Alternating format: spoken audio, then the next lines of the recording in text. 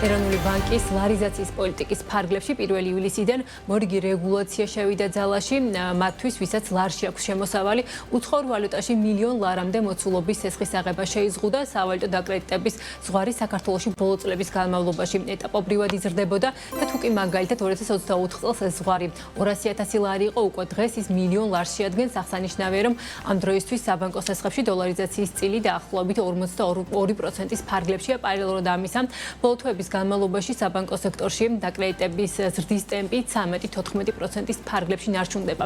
რა შედეგებს ელის ეროვნული ბანკი ლარიზაციის პოლიტიკის ფარგლებში მორიგ ჯერზე სავალუტო დაკრედიტების ზღვრის აწევით და როგორი მოლოდინებია საკრედიტო აქტივობასთან დაკავშირებით. ამ თემებზე სტუმართან ეროვნული ბანკის ფინანსური სტაბილურობის დეპარტამენტის უფროსთან დავით უტიაშვილთან ერთად ვაგრძელებთ საუბარს. მოგესალმებით ბატონო დავით, დიდი მადლობა თქვენი დროისთვის და სტუდიაში სტუმრობისთვის. ვიდრე ამ დაანონსებულ თემებზე გადავიდოდეთ, როგორც ვიცით, ეროვნულ ბანკს მნიშვნელოვანი სიახლე გაქვთ. ახალი ფუნქციონალი დაემატა თქვენს ვებგვერდს, სადაც მომხმარებელს საშუალება იქნება ერთ სივრცეში ნახოს სხვადასხვა შეთავაზება კომერციული ბანკების მხრიდან და არა მხოლოდ რომ მოგვიყვეთ რა ის საშუალება ეძლევა მომხმარებელს ამ შემთხვევაში. დიახ, როგორც თქვენ სიუჟეტს იყო აღნიშნული, ეს მომხმარებელს ახლა საშუალება ექნება ცალკეული ბანკების შემთხვევაში შეადაროს რა არის მაგალითად ანგარიშის მომსახურების საკომისიო, გადარიცხვის საკომისიო, გადახდის საკომისიო, სხვა გადახდის საშუალებებით და ასევე დეპოზიტების საპროცენტო განაკვეთი. ცხადია, ჩვენი ბანკებიც ეს გამჭვირვალეები იყვნენ ცალკეული ბანკის შემთხვევაში კლიენტს შეეძლო ეს ინფორმაცია მათ ვებსაიტზე შეეხედა, თუმცა ახლა მას საშუალება აქვს ერთ გვერდზე შეადაროს ცალკეული ბანკები და ნახოს სადაა საუკეთესო შემოთავაზება და აირჩიოს ეს პროდუქტი. და რატომ ეროვნულ ბანკში ეს კერძო გადაწყვეტები მსგავსი ადრეს გვინახავს, თუმცა ეროვნული ბანკი ამას სანდოობას სცემს და ჩვენ მაქსიმუმ ძალისხმევას შავდებთ, რომ რეალურ რეჟიმში ის მონაცემები, რასაც ეროვნულ ბანკზე ნახავს მომხმარებელი, ასევე დახვდეს მას კომერციული ბანკში. ძალიან საინტერესო სიახლე იმედია გამოიყენოს პრაქტიკაში ამას მომხმარებელი. ახლა კი სხვა თემებზე გადავიდეთ ბატონო დავით, როგორც ვიცით 1 ივლისიდან მორიგ ჯერზე გაიზარდა სავალუტო დაკრედიტების ზღვარი უკვე მილიონ ლარამდე, რომ შევხედოთ წლიდან წლამდე დოლარიზაციის ტემპი მართლაც ცეცხლებში იკლებს და როგორც აღინიშნა დაახლოებით 42% არის ამ შემთხვევაში. საბოლოო შედეგი, ასე ვთქვათ, უსაფრთხო დოლარიზაციის დონე ეროვნული ბანკის გადმოსახედიდან რა შეიძლება იყოს და კონკრეტულად ამ ქმედებით რა შედეგებს ველოდებით თუნდაც წლის ბოლომდე, რამდენად შეიძლება რომ შემცირდეს დოლარიზაციის წილი და როგორც ვიცით, მაინც უფრო მეტად მცირდა საშუალო ბიზნესს შეეხება ეს ცვლილება.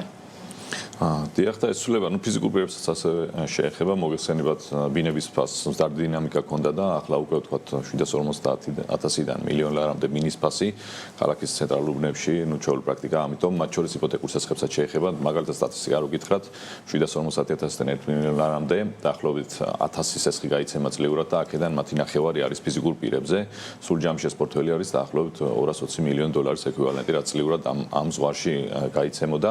ჩვენ როგორც აღნიშნეთ ნაბიჯ ვახორციელებდით ამ ზღვის აწევას და მისი პირველი მიზანი მას არის მომხმარებლების დაცვა, რომ იმ ადამიანებს, ვისაც არ აქვს შემოსავალი უცხოურ ვალუტაში, ისინი დავიცვათ და მისი ასე ვთქვათ გვერდითი ეფექტია, რომ ჯამურად დოლარიზაციის დონე მცირდება, მართლაც გრძელვადიან დინამიკას თუ შევხედოთ ცეცხლებში, დოლარიზაციას აქვს შემცირების ტენდენცია, განსაკუთრებით ეს გამოკვეთილი არის ფიზიკურ პირებში, დაახლოებით 21%-ზე ვართ უკვე ჩამოსული უცხოურ ვალუტის წილზე ფიზიკურ პირების დაკრედიტების შემთხვევაში და აქედან შეგვიძლია ვთქვათ, რომ დაახლოებით 15% არის ჰეჯირებული, ანუ ამ ადამიანებს აქვთ ან პირდაპირ შემოსავალი უცხოურ ვალუტაში, ან გზავნილები, ან თავად მუშაობენ საზღვარგარეთ, ამიტომ ფიზიკურ პირების შემთხვევაში შეგვიძლია ვთქვათ, რომ ის მიზანი რაც ჰქონდა, დიდწილად უკვე მიღწეულია და მილიონიანი ზღვარი ამას უზრუნველყოფს, თუმცა დოლარიზაციის მნიშვნელოვანი რისკი რჩება იურიდიული პირების შემთხვევაში, რომელიც შედარებით მსხვილი კომპანიები არიან, შედარებით უკეთ მართავენ რისკებს, ან შეგვიძლია ვთქვათ, რომ სისტემურად ეს უფრო პატარა პრობლემაა, ვიდრე ვთქვათ ფიზიკურ პირების შემთხვევაში, თუმცა 42% ჯერ კიდევ ერთ-ერთი ყველაზე მაღალი არის რეგიონში და გლობალურად, ამიტომ ვთვლით, რომ ეს სისტემური რისკად რჩება. ბუნებრივი დონე საქართველოში დოლარიზაციის ყოველთვის იქნება, იმიტომ რომ ჩვენ გვაქვს სავარაუდო შემოდინებები, ღია ეკონომიკა ვარ, ტურიზმი გვაქვს, გზავნილები, ექსპორტი, ამიტომ რაღაც დონე აუცილებლად დარჩება, თუმცა 42% შეგვიძლია ვთქვათ ძალიან მაღალია და ალბათ შეგვიძლია ვთქვათ, რომ 30%-ზე ზემოთ მაინც რისკიან მაჩვენებლად შეიძლება ჩაითვალოს. აქედან გამომდინარე, რადგან მაინც 42%-იან მაჩვენებელს მაღალ რისკიანობად მიიჩნევს ეროვნული ბანკი, ხომ არ განიხილება შემდგომი ნაბიჯები, თუნდაც შედარებით მსხვილი კომპანიების შემთხვევაში, იმიტომ რომ უკვე თქვით, რომ ვთქვათ 1 მილიონი ლარი შეიძლება ალბათ იყოს ხო ის ზღვარი, რომელიც ფიზიკურ პირებს გადააზღვევს და აქ უფრო შემცირებული არის დოლარიზაცია. ხომ არ განიხილავს მარეგულირებელი ეროვნული ბანკი უკვე დამატებით მექანიზმებს სხვი შედარებით სხვილი კომპანიების შემთხვევაში. ეს 1 მილიონიანი ზღვარი ჯერ კიდევ მინდირისთვის დასაწყისში ამოქმედა, ამიტომ ბუნებრივია უნდა შევხედოთ და დავაკვირდეთ რა გავლენას იქონიებს ეს მაჩვენებელი და ასევე კომპანიების შემთხვევაში სიტუაცია განსხვავებულია, იმიტომ რომ ხშირად ის კომპანიები დოლარს ასრულებენ, მათ სასახლის მოცულობას რიგ შემთხვევაში 100 მილიონს აჭარბებს. ამიტომ არ ვიცით, თქვათ, ასეთ ტიპის ზღვრის აწევა რამდენად ეფექტური იქნება ამ ბაზარზე, ამიტომ შეიძლება სხვა ინსტრუმენტების განხილვა დაგვჭირდეს მომავალში. თუმცა ტენდენცია ამ წუთას საკმაოდ პოზიტიურია და რაც განსაკუთრებით საყურადღებო დეპოზიტებში დაახლოებით 8%-ული პუნქტით შემცირდა დოლარიზაცია გასული წლის განმავლობაში, ამიტომ დეპოზიტებში გამოკვეთილა დადებითი ტენდენცია. რეზიდენტების დეპოზიტების დოლარიზაცია 40%-ს ჩამოცილდა, რაც ისტორიული მიღწევა. ამიტომ ამ წუთას პოზიტიურია ტენდენციები და რაიმე დამატებით ინსტრუმენტს არ განვიხილავთ, დავაკვირდებით რა დინამიკა გვექნება ბაზარზე. ზოგადად დაკრიტების ტემპზეც რომ ვისაუბროთ, აი სხვა შეფასებებიც გვესმის, რომ აი დაახლოებით ბოლო თვეებით და წინა წელსაც თუ გადავხედავთ 13-14%-ის ფარგლებში არის დაკრიტების ტემპი საბანკო სექტორში. გვახსოვს წინა წლები, როცა შედარებით მაღალი იყო 17-18-19%-იც და რაც შეფასებებიც იყო, რომ თქო რატომ შედარებით შენელდა ხო დაკრიტების ტემპი, რაზე მიუთითებს ეს.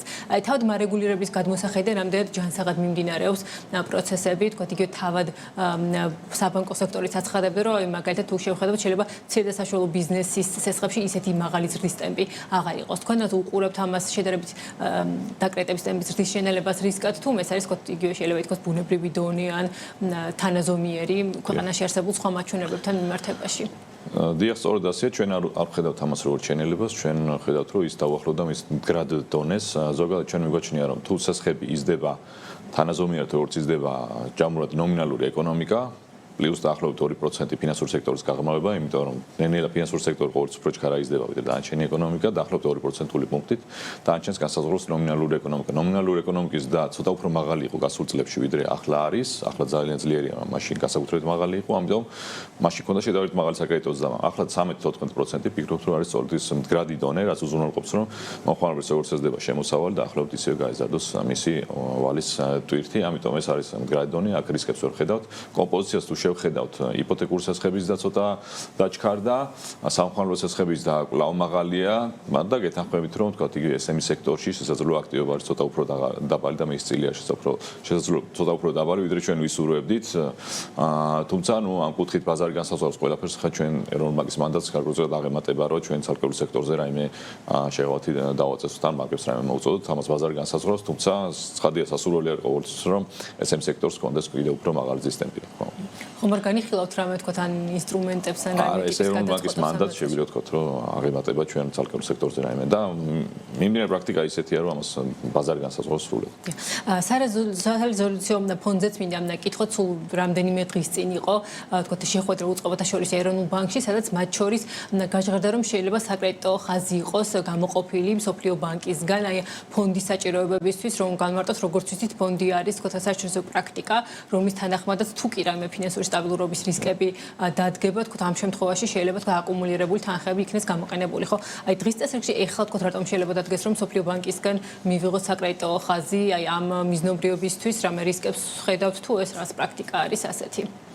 ზოგადად რეზოლუციის ჩარჩოს მიზანი სწორედ არის, რომ თუ დადგა ასეთი რისკი, რომ საკრედიტო ბანკში შეექმნა პრობლემა, ამისთვის ვიყოთ მზად და ამ პროცესის გამართვას, ამ ჩარჩოს განვითარებას დაახლოებით 6-7 წელია ვახორციელებთ ნაბიჯ, თავიდან შექმნით კანონმდებლობა, შემდეგ 2025 წელს შექმნით ფონდი, სადაც ბანკებში აქვთ ეს თანხები და უკვე იქ აკუმულებულია დაახლოებით 45 მილიონი და ეს 2022 წელს მიზნობრივი მაჩვენებელი მისი არის დაახლოებით დაზღვეულ დეპოზიტების 13%, რაც არის დაახლოებით 800 მილიონი ლარი, ანუ ნენელო ავითარებთ ამ ჩარჩოს და ვაგროვებთ ფონდში ფულს და მიღებული საერთაშორისო პრაქტიკა არის, რომ ასევე სანამ ეს ფონდი მიზნობრივი მაჩვენებელს მიაღწევს, კონდეს რაიმე საკრედიტო ხაზი სანდო წყაროდან, მაგალითად ესეთ როგორც სოფლიო ბანკი არის, რომ თუ დაგჭირდა ასეთი თანხა, ამ წუთას ფინანსური სექტორი ძალიან ჯანსაღია და რაიმე პერსპექტივა საჭიროებას ამისას ბუნებრივია ვერ ხედავთ, მაგრამ რეზოლუციის ჩარჩოს თელი იდეა არის, რომ სათადარიგო გეგმა გქონდეს ყველა სცენარისთვის და ამ შემთხვევაში უბრალოდ საკრედიტო ხაზია, რომელსაც ავითვისებთ. მაგალითად, თუ ასეთ სცენარი დადგა პირობითად და მაშინ დაგჭირდა თანხის მოძიება, რომ მივადგეთ სოფლიო ბანკს, შეიძლება 6 თვე დაჭირდეს სესხის აღებას, მაშინ როცა თუ ეს საკრედიტო ხაზი გვაქვს ახლა, დაახლოებით 3 დღეში მოგცემენ ამ სესხს, თუ ასეთ საჭიროება დადგა. და მეორე მხრივ, ის რომ სოფლიო ბანკმა გაიარა ჩვენთან ერთად მთელი ეს პროცესი რაღაც ხარვეზები გვიპოვა, თქვათ, მიგვითითა და ვასწორებთ, ან რაღაცაზე გითხრა, რომ ძალიან კარგი პრაქტიკა არის. საბოლოო ჯამში ის რომ ჩვენ სოფლიო ბანკთან თანამშრომლობთ, ჩვენთვისაც კარგი არის და ასევე გარეთაც კარგი სიგნალი არის, რომ თუ სოფლიო ბანკმა დაამტკიცეთ ჩვენი ჩასხი, ეს მომდევნო კვირებში იქნება ამის განხილვა, ეს ნიშნავს, რომ ჩარჩო არის გამართული, იმიტომ რომ სოფლიო ბანკმა გადაწყვიტა ჩვენი დახმარება. კი. მინდა რომ მოვასწროთ უძრავი ქონების ბაზარზე საუბარიც, ერთ-ერთი ყველაზე მნიშვნელოვანი სექტორი არის საქართველოსთვის, თუმცა ბოლო პერიოდში მათ შორის სავალუტო ფონდის ერთ-ერთ ბოლო ანგარიში მოხვდა ერთ-ერთ რისკად იყო ხაზგასმული, რომ ძალიან გახშირებული და გაზრდილი შიდა განმადებების პრაქტიკა დეველოპერების მხრიდან და სავალუტო ფონდის ერთ-ერთი რეკომენდაცია ასევე იყო, რომ ხომ არ იქნება სწორი, რომ ეროვნული ბანკის გარკვეული რეგულირების ქვეშ მოექცნენ ისეთი დეველოპერები, რომლებიც მსგავს შიდა განმადებებს გასცემენ, იმიტომ რომ შეიძლება თავის შინაარსის ძალიან ახლოს არის, ხო? სესხებთან, იპოთეკურ სესხებთან. ამ თემას, ამ საკითხს როგორ უყურებს ეროვნული ბანკი? თქვენ თუ ხედავთ მომენტებულ რისკებს, მათ შორის გაზრდილი შიდა განმადებების ფონზე და ხომ არ განიხილება, რომ რაღაც ნაწილში მაინც რაღაც ჩარჩო წესები დაწესდეს დეველოპერულ სექტორში, ვინც გასცემს მსგავსი ტიპის განმადებებს, როგორი არის მარეგულირებლის ხედვა? ზოგადად ის რომ არსებობს უძრავი ქონების ბაზარზე, ზოგადად ხანგრძლივი მოხმარების პროდუქტებზე რაღაც განმადებები შიდა, ეს ქართული ინოვაცია არ არის, ეს სოფლიოს ძალიან ქვეყანაში ნახავთ იგივე პრაქტიკას. ჩვენ მაინც ვშევით ჩვენი მანდატის პარალელში, რომელიც არის ფინანსური სტაბილურობის უზრუნველყოფა და მართლაც იმ დეველოპერულ პროექტებში, რომელსაც შეიძლება შიდა განმადებებიც აქვს, მაგრამ ბანკისგანაც ესხულობს, ამ შემთხვევაში გვაქვს დეველოპერების და კრედიტების გაიდლაინები, მითითებები, რომელიც ჯანსაღ პრაქტიკას უზრუნველყოფს.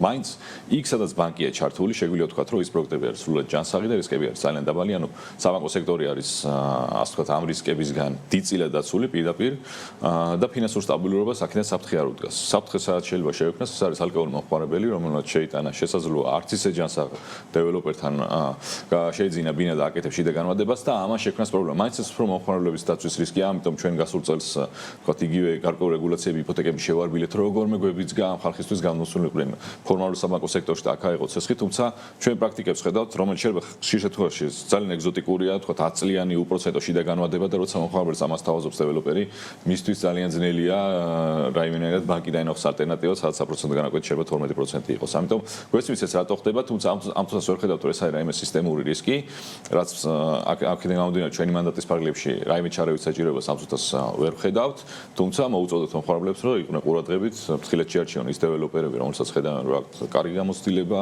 აქვს ჯანსაღი მაჩვენებლები და ასე ვთქვათ, მომხმარებელმა ასე ინფორმირებული გადაწყვეტილება მიიღოს. აი, ხომ არ გეგმავთ დამატებით ან კონსულტაციებს ან დამატებით იპოთეკურ და კრედიტების წესების გამარტივებას, იმიტომ თქვენ თვით რომ იყო რაღაც გამარტივებები, თუმცა მაინც იმდენ შეიძლება რაც ეგზოტიკური და მომხიბლავი იყოს მომხმარებლისთვის, თუნდაც რაც შედარებით დაბალ პროცენტიანი განმადება და თქვათ სწრაფად ბინის ყიდვა, რომ მაინც ურჩევნია. ხომ არ განიხილება, ასე ვაღნიშნეთ, რომ არ არის ეს თქვენი შეფასებით სისტემური რისკი, მაგრამ ხომ არ განიხილება კიდევ უფრო მეტად გამარტივება იპოთეკური და კრედიტების ამ შემთხვევაში? ჩვენ მაშინ როცა შევისწავლეთ ბაზარი, ნახეთ სად იყო ბარიერი და ეს ბარიერები აღმოფხრილია. ამ წუთას ბარიერი აღარ არის უბრალოდ იპოთეკურ ბაზარზე ამ ხალხს გადმოყვანა, ბარიერი არის, რომ ისინი ხედავენ რაღაც უპროცენტო ძალიან მიზიდველ პროდუქტს და არ უნდა ბანკში მისი გადმოსახედიდან ძვირი პროდუქტს არჩევა. ამიტომ ეროვნული ბანკის გადმოსახედიდან რაიმე ბარიერები აღარ არსებობს, უბრალოდ არსებობს ეს ბაზარზე ასეთი აღქმა და ამიტომ ძალიან რთული არის ყველა მომხმარებლის დარწმუნება, რომ გადმოვიდნენ ამ ბაზარზე და ასევე ცალკეულ დეველოპერებსაც შეიძლება არ კონდეთ მაინდა-მაინც ჯანსაღი პრაქტიკა, იმიტომ რომ ვინც ამბობს, რომ უპროცენტო სესხია რეალურად ხო არ არის უპროცენტო, ხო ის ამ ფასშია ჩადებული, ან დეველოპერი არის სწორედ მართავს თავის ფინანსებს. ამიტომ მაინც მომხმარებლებს მოუწოდებთ, რომ ყურადღებით გაეცნონ თავიანთ კონტრაქტს, ვალდებულებებს და შეარჩიონ სწორედ დეველოპერი. თქვენ თქვით რომ თქვა და უშუალოდ საბანკო დაკრედიტებით არსებული დეველოპერული პროექტები დაცული არის და ამ მიმართულებით არ გადმოდის ხო ფინანსური სტაბილურობის რისკები, თუმცა აი ის სეგმენტი უხეშად რო ვთქვა თუ გაფუჭდა ეს სესხები, თქვა მომხმარებელმა აღმოაჩინა რომ ან არ სრულდება მშენებლობა, ან თქვა მე რამდენიმე წლის შემდეგ აღმოაჩინა რომ ვეღარ ემსახურება აი ამ შიდა განმადებას, იმიტომ რომ დეველოპერს არ შემოწმებია მისი გადახდის უნარიანობა, როგორც ბანკი ამოწმებს, ხო? აი ეს რისკები თუ დადგა და რაც რისკები წარმოიქმნა უძრავი ქონების ბაზარზე, ეს ამასაც არ ხედავს ეროვნული ბანკი, რომ შეიძლება თქვა ფინანსური სტაბილურობის წინაშე დადგეს გამოწვევები გარკვეული. ჩვენ ამაზე ვაკეთებთ სცენარებს, სწორედ ასეთ ტიპის სცენარებს ითვალისწინებს, რომ მასიურად მოთხოვნა შემცირდება უძრავ ეკონომიკის ბაზარზე, მაგალითად ჩვენ სცენარს ვაქვეყნებთ ახლობლად 30%-იანი ფასების კლებას ითვალისწინებს და ამ შემთხვევაში შეგვიძლია ვთქვათ, რომ საბანკო სექტორისთვის ეს ცხადი გამოწვევა არის, თუმცა ეს ფინანსურ სტაბილურობას ისე არ უქმნის აფრთხეს, საქმე შეუქმნის პრობლემას შეუქმნის ალკოჰოლ მოხმარებლებს. ჩვენ შეიძლება ერთად გქონდა შეძენილი რაიმე დეველოპმენტში ბინა, მაგრამ სხვამ თუ არ გადაიხადა ეს თანხა და ვეღარ დასრულდება ბინა, მათ შორის მე შეიძლება შენატანებს სწორად ვაკეთებდე, მაგრამ ჩემი ბინა ვეღარ დასრულდება და ვეღარ მივიღები პროდუქტს, რაც უნდა მიმეღო. ამიტომ მომხმარებლების კუთხით რისკი არის, ფინანსური სექტორის რისკი არ არის და ასევე ნუ ყველაფერს ვერ დავარეგულირებთ, ეგეც გესმის ხო ბაზარზე ასეთი შეიძლება ძალიან ბევრი სქემა არსებობდეს, ძალიან ბევრი პროდუქტი, ცხადე ყველაფერს რეგულირება შეუძლებელია და მომხმარებელმაც ხანდახან უნდა თავად სწორად ინფორმირებულად მიიღოს გაწყვეტილება. თავისი წილი პასუხისმგებლობა აიღოს. ძალიან დიდი მადლობა საინტერესო საუბრისთვის. დავით უტიაშვილი, ეროვნული ბანკის ფინანსური სტაბილურობის დეპარტამენტის უფროსი იყო ჩვენი სტუმარი.